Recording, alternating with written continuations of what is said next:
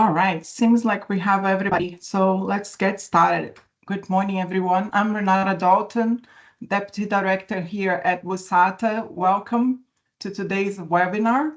I would like to introduce Kirsten at BCI. She's going to be our presenter here today.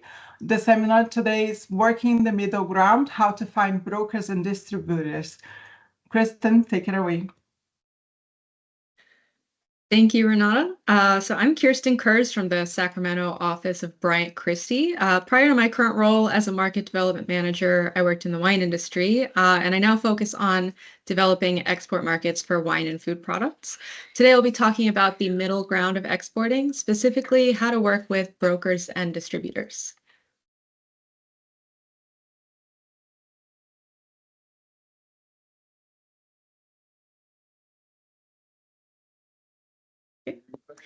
So this overview will cover the different roles of brokers and distributors and how to, how to determine which type of partner is the best fit for your business and strategies for maintaining those relationships. And after that, I'll hand it over to Chris Smith from the Virginia Beer Company, who will share his firsthand experience in this area. So let's look at the key differences between brokers and distributors. Brokers act as sales agents. They earn a commission on sales, but don't take ownership of your product. That means you, as the exporter, maintain control over pricing, shipping, and invoicing. Distributors, on the other hand, purchase your product and take on the inventory risk. They resell to retailers or end users at a markup, and they typically handle the logistics and storage and marketing and customer service. The key message here is that brokers extend your reach while keeping you in control, whereas distributors offer the convenience and market access but assume greater control locally. When deciding between a broker and a distributor, there are three key factors that come into play. First is market maturity. Brokers tend to work best in mature markets where sales channels are already established. Distributors are more critical in emerging markets where local networks and infrastructure are needed to get products to consumers. Second is product type. Perishable or bulk commodities often align better with distributors since they handle the logistics and storage, whereas high-value branded goods benefit from brokers who focus on placement and promotion. Finally is exporter readiness. So new-to-market exporters often start with distributors who provide the access and share the risk, while more experienced exporters may prefer brokers since that allows them to retain greater control over pricing and brand positioning. So there's no one-size-fits-all partner. Your choice should be guided by market conditions, product characteristics, and your own stage of readiness. So in some regions such as Asia and the Middle East, hybrid models are very common. In these cases, they combine broker promotion with distributor logistics. And in fact, in certain markets, local regulations require exporters to work through these distributors, regardless of what your preference is. That's where flexibility in approach becomes important. Hybrid models allow exporters to adapt to local consumer behavior, infrastructure, and compliance needs. This flexibility can expand market access, but it does require strong coordination between partners. The key takeaway here is that you should always match your partner type to the market conditions, your product characteristics, and your own goals. And in many cases, hybrid structures can offer the best of both worlds if managed carefully. When evaluating potential partners, there are a few key considerations. A strong partner will have a proven track record and solid connections with buyers. They should operate transparently and demonstrate financial reliability. Red flags include poor communication, a lack of references, or unclear contract terms. These can create problems down the line.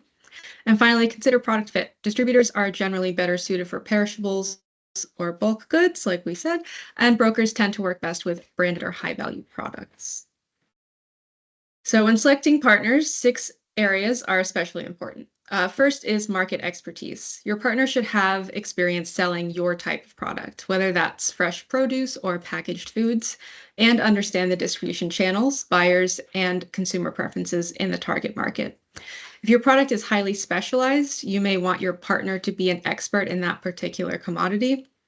For example, if you are exporting wine or beer, you may not want to work with a distributor that specializes only in spirits because they may not have the connections to the right industry sectors or experience with storing your product in the right conditions. Importantly, they should have regulatory knowledge. They should be able to handle all of the required export documentation, including customs forms, phytosanitary certificates, and understand the local labeling, packaging, and safety requirements. For many exporters, this is the most frustrating part of the process, so you really want a local expert who can handle this on your behalf. Additionally, you should look for alignment and integrity. A strong partner will follow your brand guidelines and marketing strategy, and ideally come recommended by other exporters with verified references. You also want to consider their network and reach. A strong partner maintains active relationships with key retailers, food service operators, and importers in your target region. They should be able to introduce your product to new buyers and provide access to high volume accounts. They should provide transparency and communication. Look for partners who provide regular sales reports, weekly or monthly, detailing leads, orders, and commission calculations. They should respond quickly to market changes and give actionable feedback on consumer trends. And finally, financial considerations. Commission rates, exclusivity agreements, and performance targets should be clearly defined in writing. Partners should also be capable of managing credit risk, reliably collecting payments, and handling invoicing in local currency. When evaluating potential partners, it's just as important to know what to avoid. So here are some red flags. Check their references and track record. Be cautious of partners who provide few or unverifiable references or are unwilling to share a client list or have limited experience in food and agriculture exports. A vague or inconsistent track record is concerning. Don't get caught up in overpromises. Avoid partners who guarantee quick market access without supporting data, or project unrealistic sales, or make broad promises that seem too good to be true. We want transparency and communication. Red flags here include unclear commission rates, contract terms, exclusivity agreements, and a lack of regular sales reporting and poor communication or market updates. They might also have weak market knowledge. Partners should understand the local regulations, the buyer preferences, compliance requirements, and food safety standards. Limited knowledge in these areas should be considered a warning sign. They might have priorities misaligned with your brand, so be wary of partners focused solely on sales volume or promoting unrelated products that could compete with or dilute your brand. And finally, consider financial and ethical concerns. So avoid partners who request large upfront payments without justification or have a history of unpaid disputes or demonstrate questionable financial or ethical practices. But before you can put this into practice, you'll need to find these candidates. There are several ways to connect with qualified brokers and distributors. A great option is at trade shows. Major events like Gulf Food, Asia Fruit Logistica, and FoodX Japan are excellent hubs for meeting potential partners. In-person meetings allow you to assess professionalism and start building trust early. You can check out government and industry resources also. The USDA and FAS offices, state trade offices, your trade associations like WUSADA maintain databases of reputable contacts. These resources help screen partners who have already been vetted by credible institutions. Take advantage of networks and referrals. So referrals through your peers, industry directories, and chambers of commerce provide trusted leads. Word of mouth is especially valuable for identifying partners with strong reputations in the market. You can also utilize digital platforms like online B2B marketplaces and trade portals. They can expand your reach, but they do require extra due diligence. They're useful for initial connections, but you should always pair this with verification steps. The message here is to use multiple channels, the trade shows, the official resources, referrals, and digital tools to build a reliable pool of potential partners. When selecting a partner, performing thorough due diligence is critical. First, verify your financial and operational reliability. Conduct credit checks, review past sales performance, and contact their references. Confirm that the partner has successfully handled similar products or markets. Second, ensure compliance. Check that they adhere to local import and export laws, food safety regulations, required certifications. Verify that they have all the proper licenses and documentation for your product type. And last, assess communication and responsiveness. Evaluate the speed and clarity of their responses and confirm that they proactively report on sales activity, market changes, and buyer feedback. Ultimately, due diligence ensures your partner is financially sound, legally compliant, and capable of keeping you informed, minimizing your risk as you enter new markets. Finally, your business will need to proactively structure and maintain this relationship in a way that benefits your brand. When we talk about building a strong agreement with our partners, there are 4 areas to focus on. For invoicing and payments, the contract should specify the exact invoicing schedule, whether it's 30, 60, or 90 days. It should also define what currencies are accepted and, importantly, clarify who takes on the exchange rate risk. If deposits or prepayments are required, spell that out clearly so there are no surprises that impact cash flow. For performance benchmarks, it's not enough to hope for results. You need measurable targets. That means setting monthly or quarterly sales goals and minimum order volumes. The agreement should also require regular written sales reports, including buyer details and market feedback, so you can monitor their progress in real time.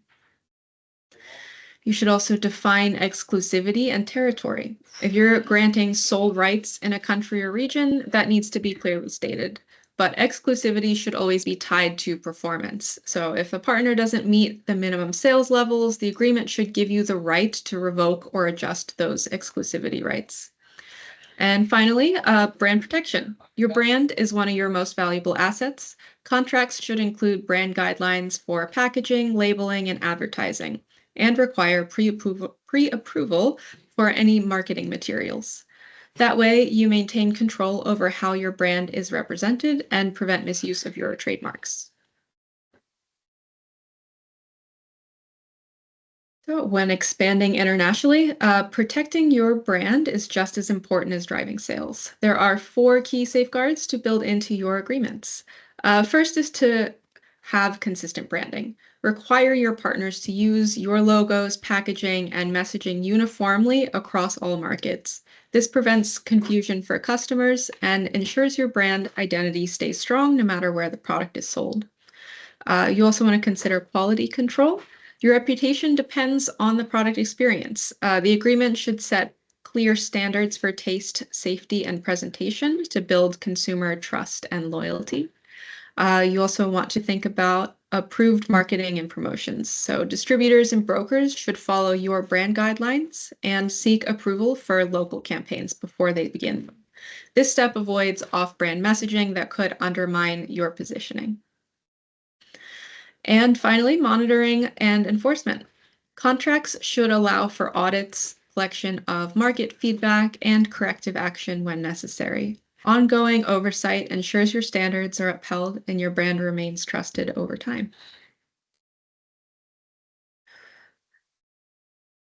Strong partnerships work best when expectations are clear, but also when there's room for local adaptation. So you want to set your clear expectations, define roles, sales targets, and reporting requirements right from the start. This creates a shared baseline for performance and accountability. Allow for market adaptation. Partners need flexibility to adjust pricing, promotions, and tactics to local conditions. That freedom helps products succeed in different environments without losing overall alignment with your brand. You also want to hold regular reviews, schedule check-ins, and require detailed sales reports. Monitoring performance early ensures that small issues can be corrected before they become large problems. And finally, provide feedback. So recognize strong results to reinforce what is working, and then address underperformance quickly with clear corrective steps. This balance helps the partnership move forward while protecting long-term results. So with that, I am going to hand it over to Chris Smith with the Virginia Beer Company. Chris, the floor is yours. Thank you, Kirsten. Great to be here today. Just to share a little bit with all of you about our company and our export journey and how we look at this from the exporter perspective. So we opened in 2016. We now have 25 people on our team, so small company.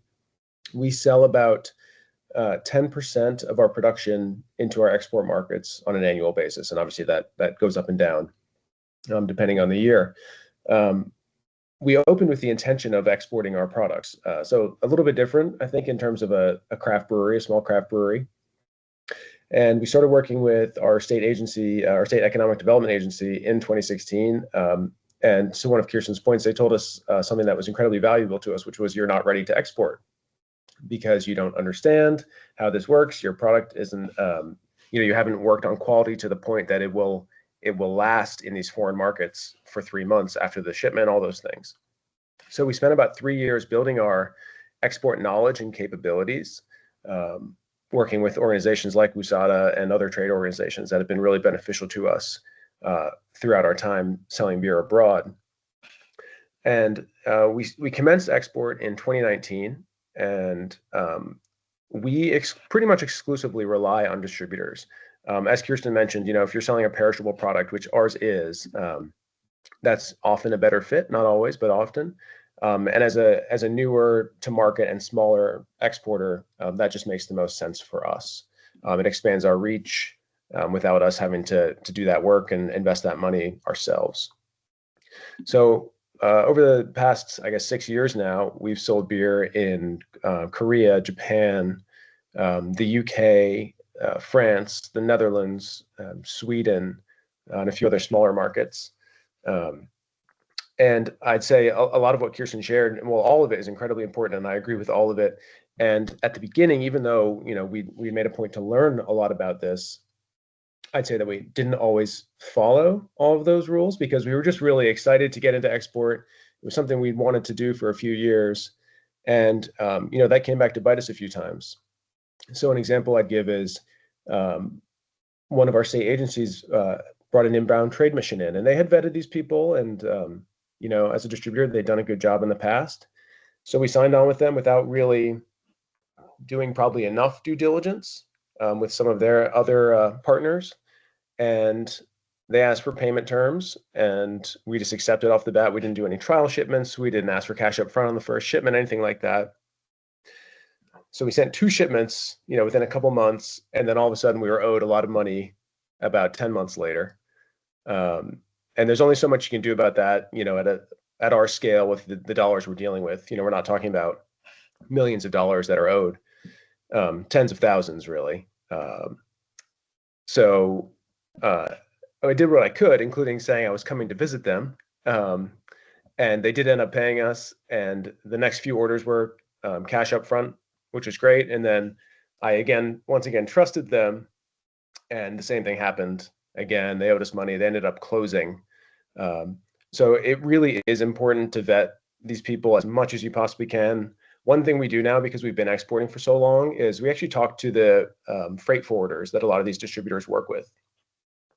And they probably shouldn't be giving this away, but if you poke enough, they'll often tell you if they pay their bills on time.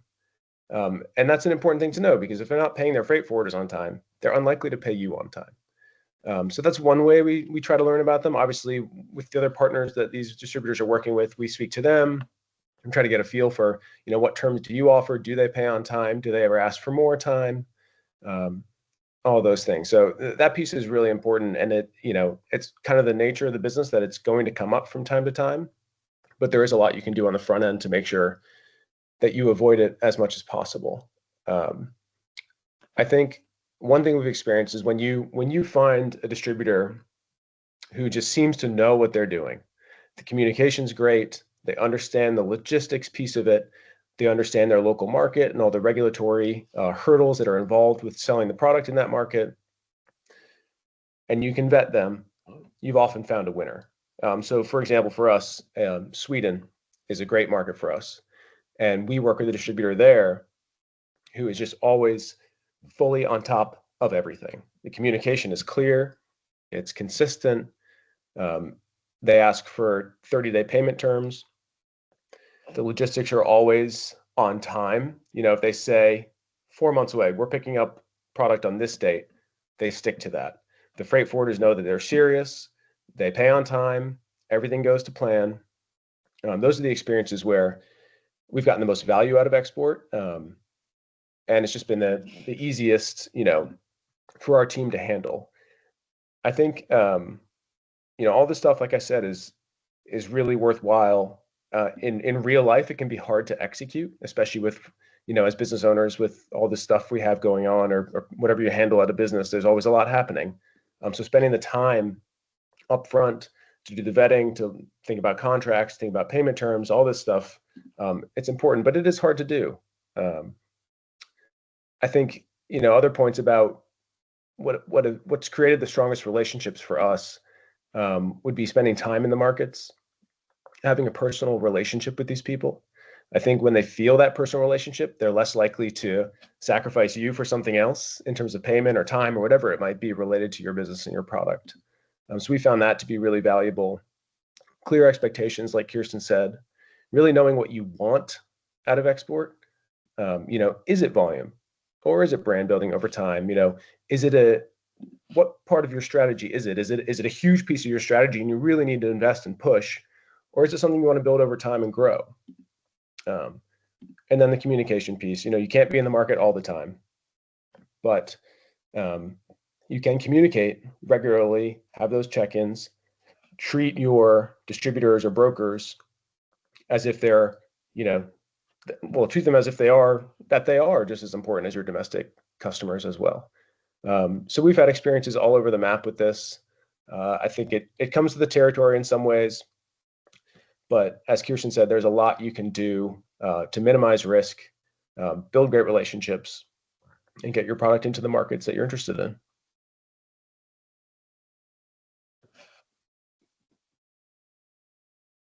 Okay, thank you, Chris. All right, I'd like to open up the floor to questions if anyone has them for either BCI or for Chris. And then as a reminder, you can always request a one-on-one meeting with our team if you want to provide your questions in a more personal setting.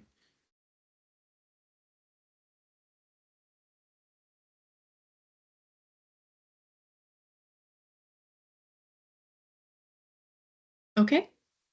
Well, I imagine other people will be watching this virtually, so anyone who is watching virtually, please feel free to reach out to the Brian Christie team or to USADA for additional help on this issue. And I'll hand it back to you, Renata. Thanks, Kristen. I just want to highlight some upcoming events. As you can see, we have a busy schedule ahead of us until the end of the year. These are opportunities for you to get involved and get engaged with some of opportunities to find brokers and distributors in some of the other countries as well.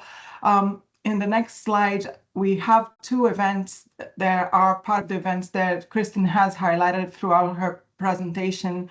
FoodX is a great opportunity to get involved, as well as the Gulf Foods. We still have booths available in both of these events. So if you are interested, please get in touch with us. We still have availability for participation.